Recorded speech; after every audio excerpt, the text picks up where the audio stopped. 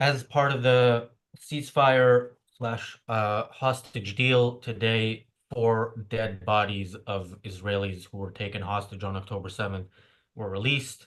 The body of Oded Lifshitz and the bodies of um, not yet identified on Israel's side, but the bodies of Shiri Bibas and her children, Kfir and Ariel. The Bibas family was one of the most talked about hostages taken on October 7th. The whole family was taken. The father, who was released in a few weeks ago as part of this deal, released alive. But when he was taken, there's videos of him bloodied, surrounded by, I don't know, dozens of savages. And there's, of course, the video of Shiri, the mother, with her two babies, and Palestinians around her, and not knowing what to do. I mean, this is one of the most difficult days so far because we kind of knew that this was coming, but when it does actually come, it is tough, and it is very much what you can and should expect from the Palestinians, and another reminder of uh, what a clear-cut issue this war is, and what this kind of thing says about the kind of people in our countries in the West who support these savages. Remember, Hamas did not take Shiri Bibas and her children. This was random Palestinians who heard that the fence had come down in several places, saw the opportunity to go into Israel, do whatever acts of savagery they did. Many thousands did that. Many thousands, of course, many more thousands took to the streets to celebrate that this was happening.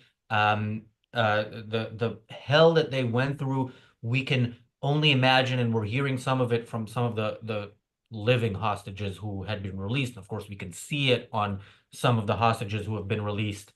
Um, but yeah, this is what this day is, and we're going to talk about it on this show, The Daily Objective, and on the following show, The Reality Show. Daniel, your initial thoughts. Yeah, I mean, as you've said, so we mentioned on Tuesday's reality show. Basically, on Tuesday, it was said that Hamas will release dead bodies of hostages, and that among them are gonna be um, the Bibas family.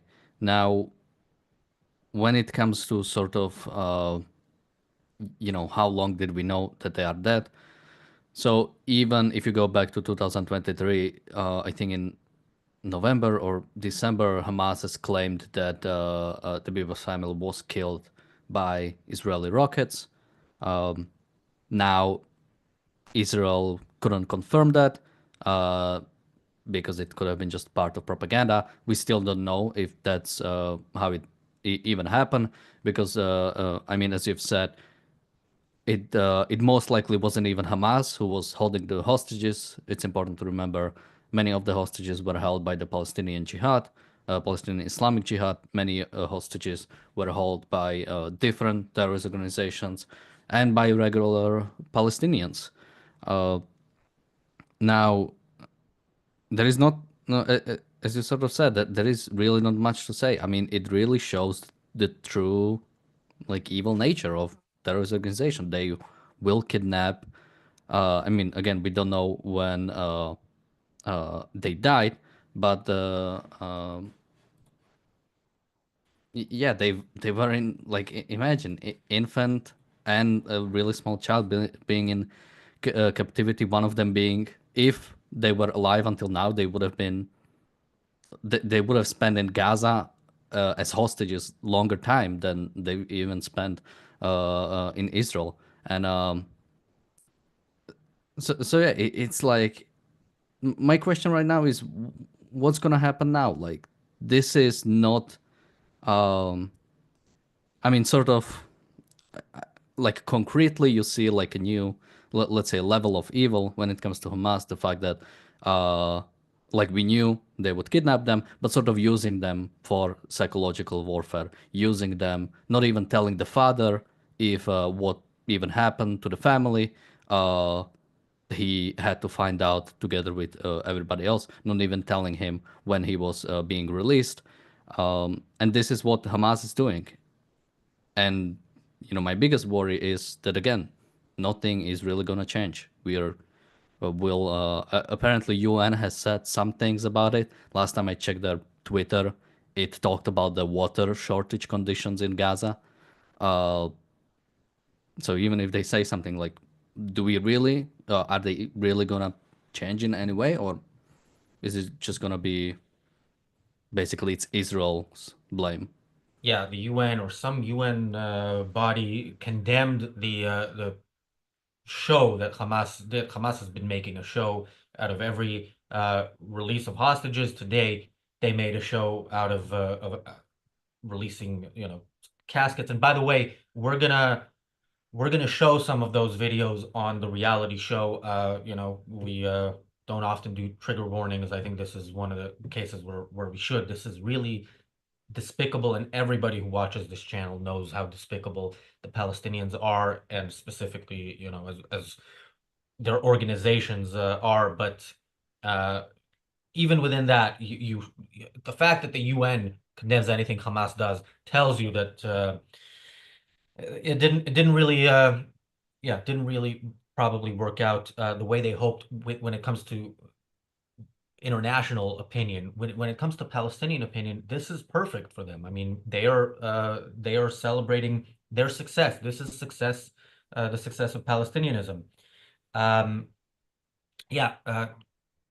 So with hostages uh, dying, Hamas did say a while ago they released a video uh, where they of the father where they told him on video that his wife and children are dead as part of their propaganda. But again, Hamas has said that hostages who turned out to be alive are dead. So nothing that comes out of Hamas can be trusted. Sometimes it's true, sometimes it's not. They decide not based on them wanting people to know the truth, but how it serves their savage war. Um, Thank you, Bulmus, for the super chat. Bulmus says if Bibi releases another bite of food or drop of water to Gaza after this, he should be tried for treason against his own people. Why after this? Why not after October 7th? I mean, why not before October 7th? But definitely, why not after October 7th? This was the policy, the stated policy, emotionally stated, not thought out, therefore not carried out, of Israel immediately after October 7th. No, you want any aid to go in, you have to release the hostages immediately. And they didn't release the hostages, and Israel went out of its way, as it always does, to prove that it's a paper tiger. And I mentioned sometimes, look, everything we saw on October 7th, we had seen before. We had just seen it, in specific incidents rather than, in one big attack. And Wonder Freeman mentions in the chat Shalhevet Pass in 2001. Shalhevet Pass, I believe, was 9 months old when she was shot in the head by Palestinians. Yes, this is Palestinianism. This is the kind of thing that they celebrate. They're proud of. This is their culture, and this is what you support if you are on the side of the Palestinians. You support these kinds of images of, look, let's celebrate with music the fact that we are giving back caskets with babies in exchange for terrorists who will make sure that there are more caskets with babies in the future. Now, just quickly, because you mentioned Israel is a paper tiger.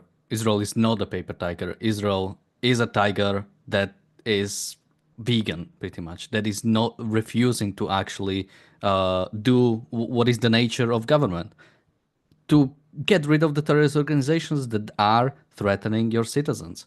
Uh, Now, to look at the despicable, so-called calculated nature of Hamas, again, remember they are picking perfect time to release the Bibas boys and their mother. Uh, they were supposed to release them at the start of this ceasefire deal. They didn't. They broke the deal. Israel didn't do anything. Uh, Week after week, they didn't release them. Now, on Saturday, all the rest of the hostages in phase one deal are supposed to be released. So, and it's 8 of them. So it's the biggest number pretty much since the ceasefire started. So we are just few days before 8 more hostages are being released. So Israel, or at least Netanyahu, is pretty much, uh, in a sense, influenced to continue if he wants to get back hostages and not do a response. Um, and Yeah, I think Wonder Freeman is right. I think it's 6 that are being released on Saturday, not 8. And 4 more bodies next week. Okay, could be. I might be misremembering. But also Hamas has basically pointed towards in phase two, if it starts being negotiated, all the hostages are going to be released at once. So not in sort of drips like it has been now. So basically, Hamas is trying to mitigate the PR disaster, or not even PR disaster, but basically the real bad image that Hamas is getting. And I think the world is gonna eat it up. In a week or so, we're gonna, again, forget about it. I mean, again, the fact that the fact that they were taken in the first place is the outrageous part. The fact that they have been killed and that they haven't been released until now is also outrageous, but we've already been there. And nothing's gonna happen again. I think Israel is not gonna. I mean, they barely have that much international opinion behind them. Even with this, the world is pretty much still on Hamas side. Uh, yeah, Netanyahu has again a choice to do something different. Um, and I can read one of his statement if we want, but Yeah, I mean, the world is absolutely on the side of Hamas. The BBC a couple of days ago released a propaganda documentary. I haven't seen it yet, but I read what it's about, and it's basically through the eyes of Gazan children, which that is by you the way, already one of those Gazan children yeah, is a yeah. child of a Hamas official. Yeah, that's so the BBC today issued some sort of an apology. I don't know if they took down the documentary. I haven't looked into it enough, but yeah, one of those kids is the child of of a Hamas official, which the BBC doesn't actually care. Maybe they care that they got caught, but they don't care. This is what they do, and this is not the first time that they do it. There's I was watching the news today from Israeli television and mostly from Channel 14, which is the right wing but religious channel, and they were talking about how we need to remember this day when the ceasefire ends and when we go back to fighting, we need to go back with full force. People don't remember October 7th. I mean, they remember it in the sense that they feel sad, but they don't remember it in the sense that they remember the outrage, which again was emotion that should have been there, but it didn't the emotion wasn't attached to any thought process that said, here's what we need to do to make sure we don't get to something like this again, and to make the enemy pay. I thought it's anybody in Israel who thinks people will remember, will feel the way they felt the way they're feeling today in 2 or 3 weeks, let alone further down the line if the ceasefire continues. That's delusional. We already know that's not going to happen. But one thing I saw on Channel 14 that upset me so much was somebody saying, yeah, maybe we shouldn't be this is not an exact quote, but something to the effect of maybe we shouldn't be so generous with humanitarian aid. Now, I'm not for starving them because Jews were starved, so we know what it's like. And I thought, how does somebody say something like that? I mean, Jews were starved in order to kill Jews. The Palestinians want to eat in order to kill Jews. So by feeding them, you are doing what the people who starved Jews were doing, starving Jews. It's so disgusting. And again, this is on the right wing channel from a right wing person. Yeah, this is so. I unfortunately have no hope. And I very much want to be proven wrong. I want to see fighting resumed. I also want to see fighting resumed in a way that what we talked about on yesterday's show doesn't happen, yesterday or the day before, with Hamas's buildup. Hamas, anything that wasn't booby trapped before or was, is booby trapped again. Soldiers will be kidnapped, or this will be Hamas's top goal, and they will sacrifice as many of their own people as they need in order to achieve this, because Israel has already told them this is the best thing you can do. We will not fight you if you kidnap um, soldiers or take anybody hostage. We will do what you say. We will capitulate to you, and we will still have people taking to the streets in Tel Aviv demanding that we capitulate more. Hamas is completely, as we've said before, completely controlling what Israel does in every aspect of this war, and that needs to stop. Yeah, and you refer to someone saying we don't want to inflict starvation on them because it was inflicted on us. Is he saying that it was the Jews' fault that they had starvation brought upon them? Like, if that was something like, I don't know who it is, but it's like a Nazi talking point that basically, well, Jews have been run out of the bunch of countries, or that Jews are now doing to Palestinians what other people did to Jews. No, Israel was attacked. Palestinians, uh, both the military and the civilian part of it, participated in October 7, took hostages, held hostages, are celebrating the death of the hostages, are celebrating the killing of Israelis on October 7, are still supporting Hamas, are not doing anything against Hamas, and the fact that they would the fact that Israel is expected to feed them during that time. So what? They don't suffer the consequences of their actions. They don't suffer. It's not even. This is not revenge. This is not like I'm asking for like some sort of like, let's find like random Palestinians and like do something to them because some of them did something to Israelis. No, Israel has a responsibility towards its citizens to not feed the enemy, to not sustain the society that it's is threatening it. Um, as Yeah, just on October 7, all aid should have been shut off, and as long as hostages are not returned, you don't like, again, what is the argument that anybody can make about that? That like, well, we cannot have them starve. Okay, release the hostages. Who is stopping you? Who is? It's this argument, or this. It's not even an argument. It's really the philosophy that basically other people owe you life, and no matter what they do to you, you're supposed to have still some moral obligation to them. They can, uh, you know, some of it is based in sort of like Christian morality that basically, yeah, they can try to kill you and you have to forgive them. You have to continue feeding them.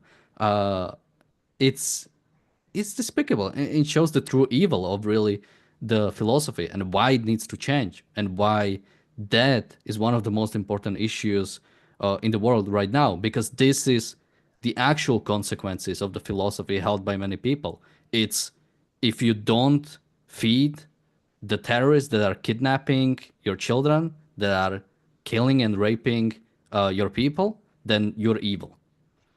Yeah, I mean it really is altruism on steroids, and you see it. First of all, you see the spectrum of opinions. Again, this is the Israeli right.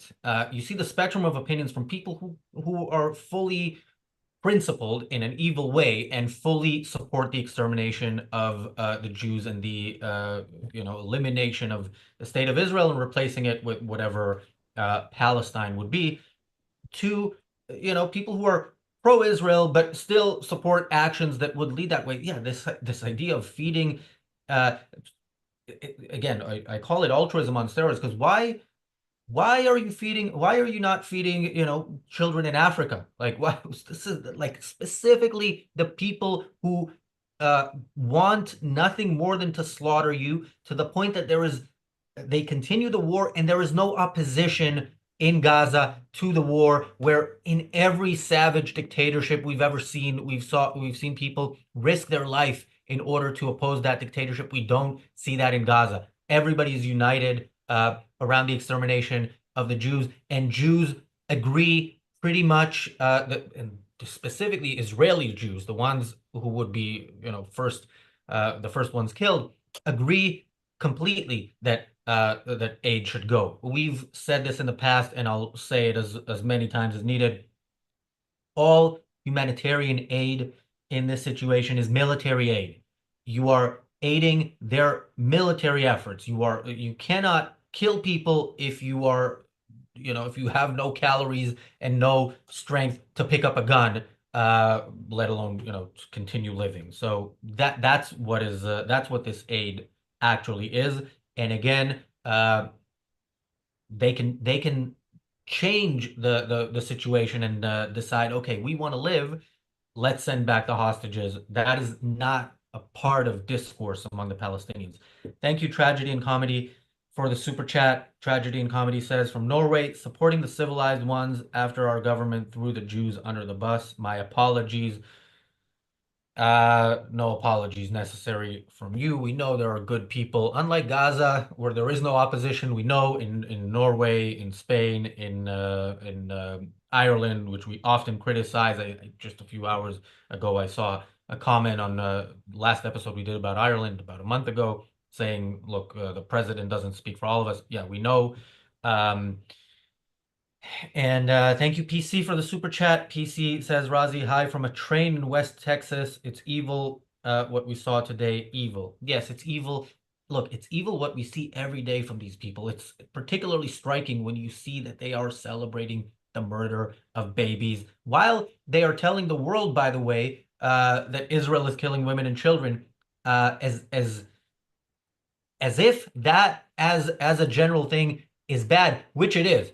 Like if you're killing women and children, that's a bad thing. This is if you care about innocence in Gaza, which children are, then you should be opposed to the killing of them, which is all done because of Hamas, but and because of generally the Palestinian people.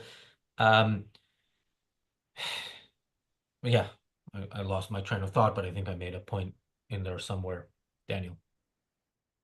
Yeah, just quickly, this is not altruism on steroids. This is altruism.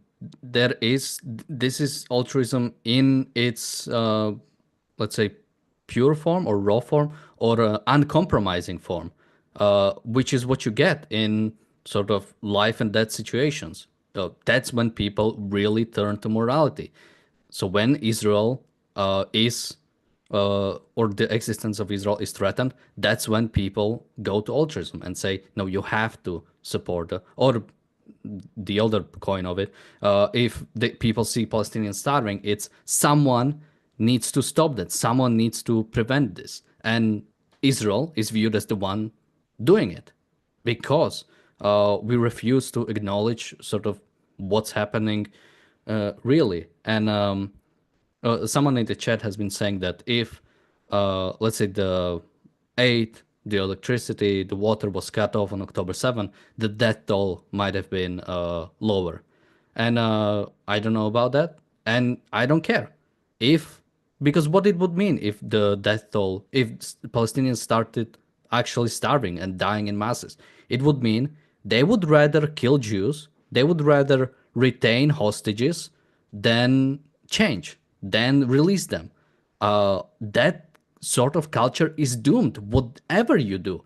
When there is nothing you can do with such a culture, with such a death cult that would rather die than do have anything positive with the Jews. There is no amount of aid you can bring them. There is no amount of help you can provide them that they would change. They do not want to live. That's why they are acting the way they are acting. There is nothing you can do. And if that's what it would take, then that's what it would take. At the end of World War II, Japanese people were starving. They decided they would rather surrender than actually starve. But it might have happened that they would have been so far gone that they would actually rather starve. And that's why we have to fight against these ideologies at the start, not wait for them to get to this point and then yeah, and then there's gonna be millions of graves because we allowed this to happen. Yeah, I'm not actually convinced that the death toll would be lower.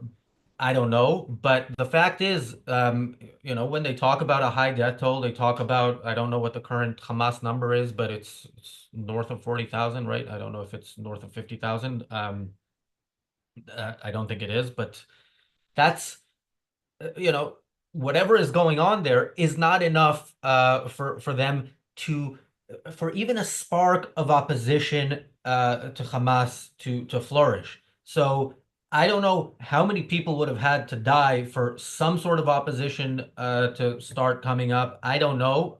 And much like Daniel, I don't care. I don't care. The Palestinians, are again, they're united in their cause of murder, and if they die, they can't really do that from beyond. So